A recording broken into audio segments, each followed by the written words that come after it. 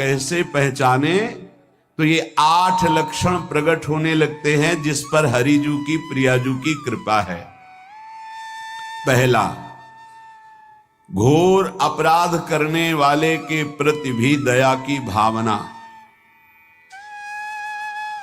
शांति पहला लक्षण है। भाव में भी पहले शांत भाव है।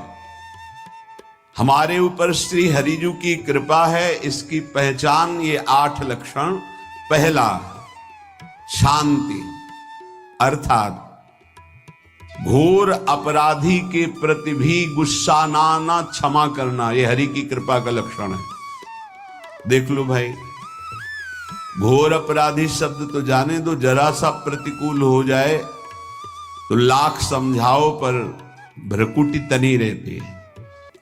भला ऐसा है? अपराधी पर भी क्षमा का भाव होना, ये हरि कृपा पात्र में ही होगा, अन्य में नहीं। तो अगर अपने हृदय में ऐसा लगे कि ऐसा नहीं है, तो हरिजू से प्रार्थना करनी चाहिए कि कृपा करो, मेरे में सामर्थ्य आवे। दूसरा, अनुसूया, वो किसी भी के प्रति कभी भी कोई दोष दर्शन ही नहीं करेगा। दोष कथन, दोष श्रवण की तो बात जाने दो। अनुसूया, दूसरों के गुणों में दोष ढूंढना, ये नहीं होता। हरि कृपा पात्र में ये नहीं होता। ये सब भजन के नाश करने वाले, जैसे पहला अपराधी पर क्रोध कर देना, तो माया ने भेजा इसीलिए था कि तुम्हारे साथ व्यवहार ऐसा करे कि तुम क्रोध करो। क्रोध करोगे, तुम्हारी ऊर्जा शक्ति नष्ट हो जाएगी, अध्यात्म में जो चलने की थी। और कहीं तुमने संकल्प कर लिया तो भजन शक्ति नष्ट हो जाएगी। तो अगर भजन बल है तो गया, जरूर उसको दंड मिलेगा, पक्का मिलेगा, 100% मिलेगा, लेकिन आप खाली हो गए। ना भजन करने की वृत्ति रहेगी और ना भजन रहेगा, दोनों बात। अनुसूया, किसी के सद्गुणों में दोष देखना, गुणों में दोष ढूंढना, ये हरि कृपा पात्र में नहीं होता। ये बहुत मंगलमयी बातें हैं जिससे हमारा भजन मार्ग पुष्ट होता है। तीसरा, वो बाहर से और भीतर से पवित्र रहता है, हरि कृपा पात्र। शौचाचार का ज्ञान होना चाहिए, वस्त्र आपके पवित्र होने चाहिए, ये बाहरी जल रज आदि के द्वारा बाहरी पवित्रता, और निष्कपटता, निश्चलता, सत्य भाव, ये अंदर की पवित्रता है। अगर कपट है, छल है, असत्य है, तो हृदय मलिन रहता है। भीतर और बाहर से पवित्र रहना, इसमें खास बात क्या है? भीतर और बाहर से पवित्र रहने में, भीतर और बाहर से सदैव पवित्र कौन रह सकता है? तो बोले, जो पुंडरीकाक्ष भगवान श्री हरि का, प्रियाजू का स्मरण करता रहता है, वो शवायाभ्यंतर शुचि, वो बाह्य और अभ्यंतर दोनों से पावन रहता है। तीसरी जो कृपा का लक्षण है, अर्थात वो सदैव भगवत चिंतन परायण, शौचाचार का पालन करने वाला, बाहर और भीतर से हरि कृपा पात्र पवित्र रहता है। चौथा, ऐसे कार्यों का अनुष्ठान न करे जिनमें हमारा भजन छूटता है, जिनमें सत्य छूटता है, जिनमें भगवत भाव छूटता है। जैसे आपके ऊपर कृपा हुई, आप भगवत मार्ग में चल रहे हैं, अब आप ऐसे संसारिक कार्यों का अनुष्ठान कर रहे हैं जिनमें आपकी चित्तवृत्ति बिल्कुल भगवत विमुख हो रही, तो जीवन का लाभ क्या होगा? लाभ तो है भगवत स्मरण सहित। कल एक ने प्रश्न किया कि मैं खाता तो नहीं हूं, लेकिन मांस के दुकान में मांस बेचता हूं, होटल आदि, क्या उचित है? ये उचित कैसे हो सकता है? तुम और भी तो व्यापार कर सकते हो। जरूरी है धर्म का पालन करने की इच्छा करते हो, धर्म आचरण करते हो, ऐसा नहीं। तो विरत बहुकर्मा, उन कर्मों से हमें विरत रहना है जो हमारे धर्म के विरुद्ध है, जो भजन के विरुद्ध है। हरि कृपा पात्र ऐसे कर्मों का अनुष्ठान कर ही नहीं सकता। अपने भजन का फल देखना भगवत कृपा पात्र के, सबको प्रदान कर देना। हिम्मत है?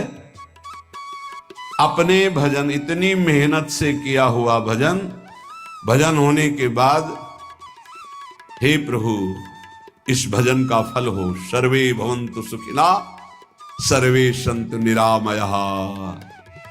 यहां तो कहते हैं महाराज एक माला रोज आपके लिए करता हूं कि आपकी बीमारी ठीक रहे, तो शेष किसके लिए करते हो प्रभु? शेष क्या? अगर इष्ट और गुरु के लिए तुम्हारा है कि एक माला करते तो फिर इतनी माला करते तो हमें क्या होगा? सब आपको दे देंगे तो हमें क्या होगा? तभी भजन का रहस्य नहीं जाना। छठवां, अपने भजन से अपने लिए कुछ भी ना चाहना और दूसरों की तो बात जाने दो, दूसरों से कुछ ना चाहना ये तो ठीक है, अपने भजन से अपने लिए कुछ ना चाहना है हिम्मत। देखो ये हरि कृपा पात्र में हिम्मत होती। अपना भजन अपने प्रयोग में ना लाना,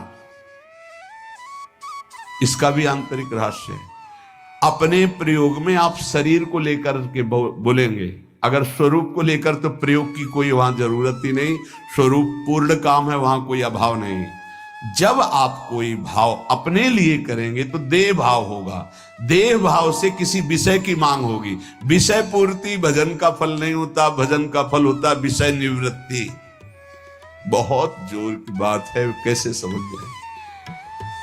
अपने भजन का भी फल अपने लिए नहीं, दूसरों से कुछ चाह रखना तो बात ही जाने दो, भजन से भी कोई अन्य सुख की चाह नहीं। क्या चाहिए?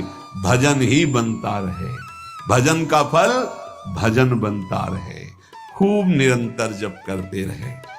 सातवां, किसी भी मान सम्मान कीर्ति पद प्रतिष्ठा के मिलने पर हृदय का असंतुष्ट हो जाना,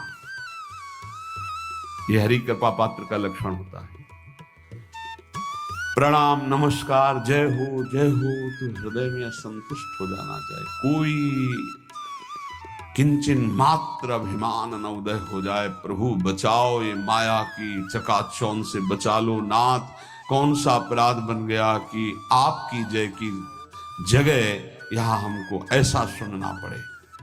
मान प्रतिष्ठा कीर्ति जिसके लिए बड़े बड़े लालायित रहते, हरि कृपा पात्र को विष की तरह चुभती है।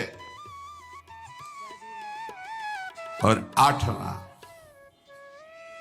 किसी भी प्राणी समुदाय से संबंध ना रखते हुए सब पर दया की भावना, सब पर कृपा की भावना, सब पर करुणा मैत्री पर किसी से ममता नहीं। ये सूत्र बहुत व्यवहार में प्रयोग करने योग्य है। सबसे करुणा और मैत्री पर किसी से ममता नहीं।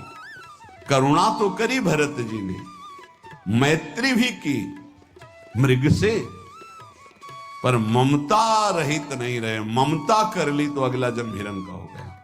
ममता नहीं रखती। निर्ममो निरहंकारा, करुणा मैत्री तो करनी है, जैसे इसमें आदेश गीता में जी आदेश है, अद्वेष्टा सर्वभूतान मैत्र करुणैव च, पर निर्ममो निरहंकारा, ये साधक की चतुरता है। प्राणी मात्र पर दया कृपा करुणा मैत्री, पर ममता नहीं। ममता किसी से, और यहां करुणा मैत्री ये तो गायब हो गई, केवल ममता रह गई है। अपने शरीर से ममता, शरीर संबंधियों से ममता, विषय भोगों से ममता, यही जहर है। संबंध में ये ममता ही जहर है, विचारों में अहंकार जहर है, कर्मों में ये आसक्ति जहर है। इसी जहर को मिटा दे तो जीवन मुक्त महापुरुष कर्म करते हुए, विषय सेवन करते हुए, वार्ता करते हुए, विचार करते हुए, बिल्कुल जहर रहित तो उसका जीवन हो गया। तो ये 8 बातें हरि कृपा पात्र में होती हैं, इनको बार बार सुनना, हृदय में धारण करना।